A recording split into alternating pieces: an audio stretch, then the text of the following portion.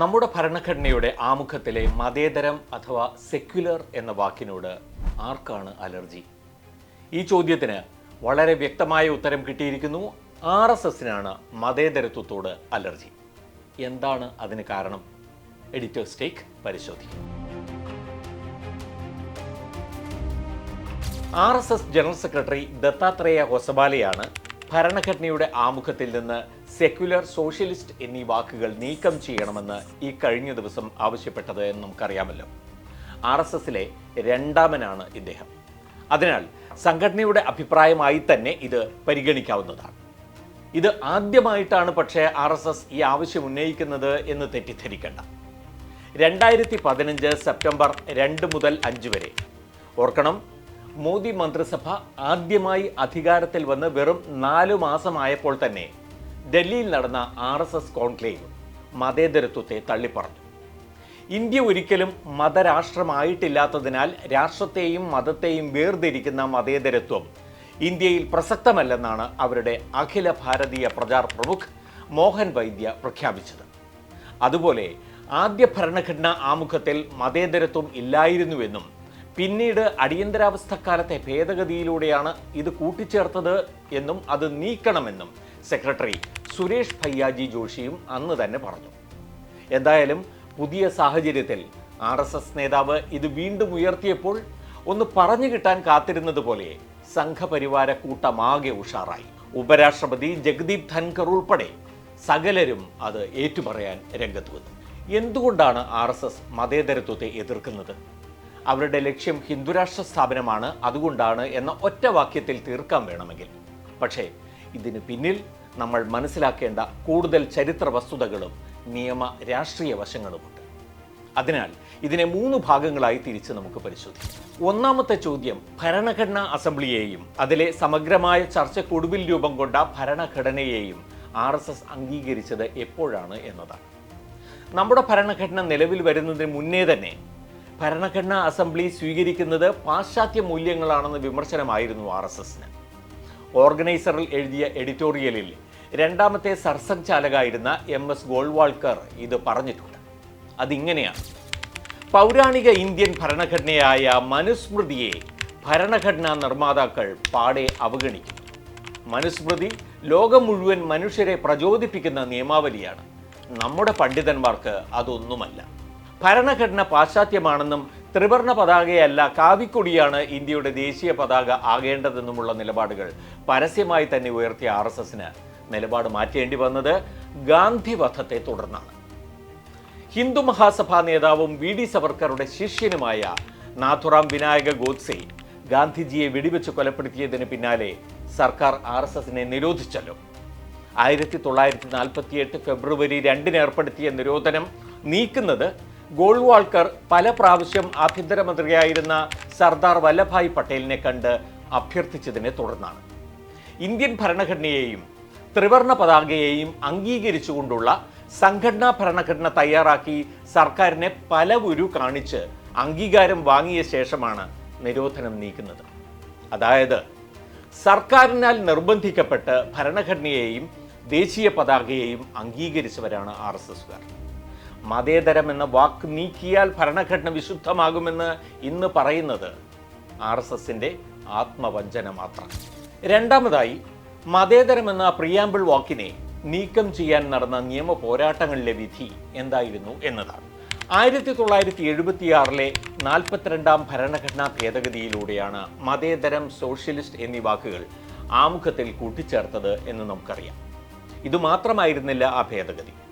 അടിയന്തരാവസ്ഥയിൽ കൊണ്ടുവന്ന ഭേദഗതിയിൽ പൗരാവകാശങ്ങളും കോടതികളുടെ അധികാരങ്ങളും വെട്ടിച്ചുരുക്കുന്നതുൾപ്പെടെ ഒട്ടേറെ പിന്തിരിപ്പൻ മാറ്റങ്ങളും ഉൾപ്പെട്ടിരുന്നു.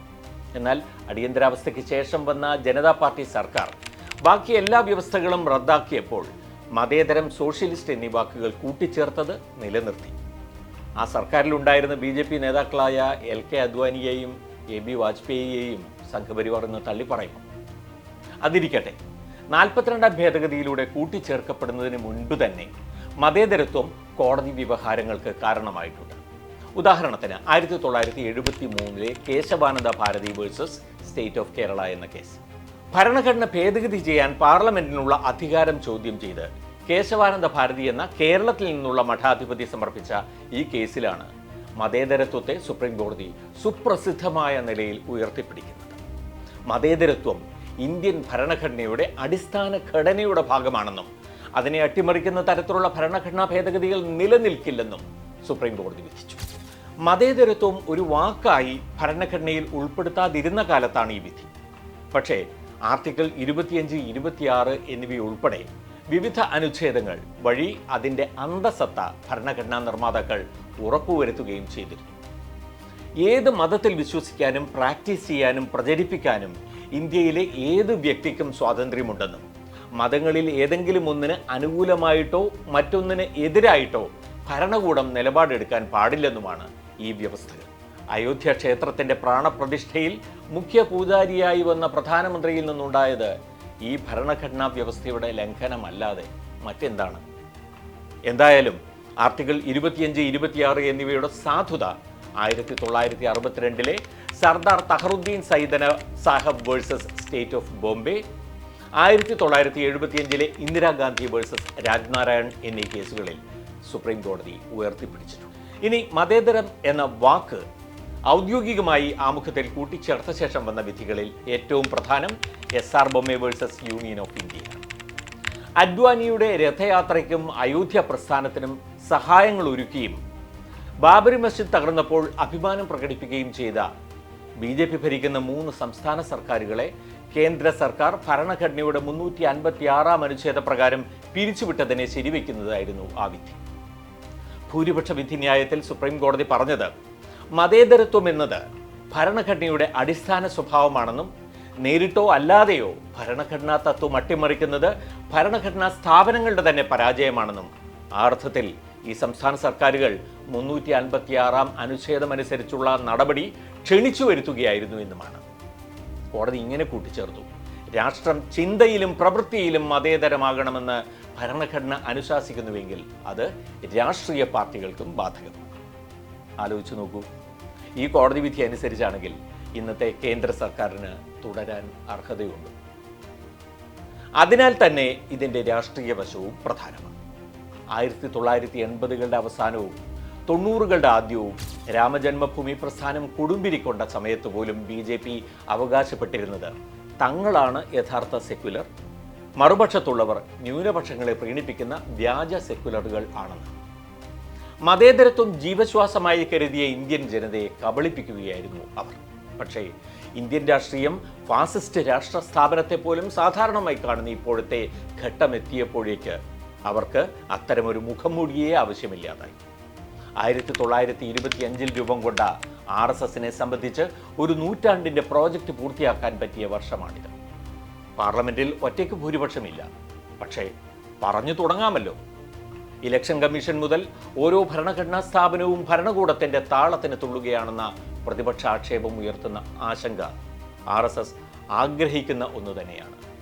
ന്യൂനപക്ഷങ്ങൾ അരക്ഷിതരായി മാറേണ്ടത് അവരാഗ്രഹിക്കുന്ന ലക്ഷ്യത്തിലെത്താൻ അനിവാര്യവുമാണ്. ഇപ്പോഴല്ലെങ്കിൽ പിന്നെ എപ്പോൾ എന്ന ചോദ്യം സംഘപരിവാറിനകത്തു നിന്ന് ഉയരുന്നതിൻ്റെ ലക്ഷണം കൂടിയാണ് ഇപ്പോഴത്തെ മതേതര വിരുദ്ധ പ്രസ്താവനകൾ. RSSന്റെ മതേതര അലർജിക്കുള്ള മരുന്ന് കൈവശമുള്ളത് ഇന്ത്യൻ ജനതയുടെ കയ്യിൽ മാത്രമാണെന്ന് കൂടി പറഞ്ഞു വയ്ക്കട്ടെ. അടിയന്തരാവസ്ഥയ്ക്ക് നൽകിയ അതേ മരുന്ന്.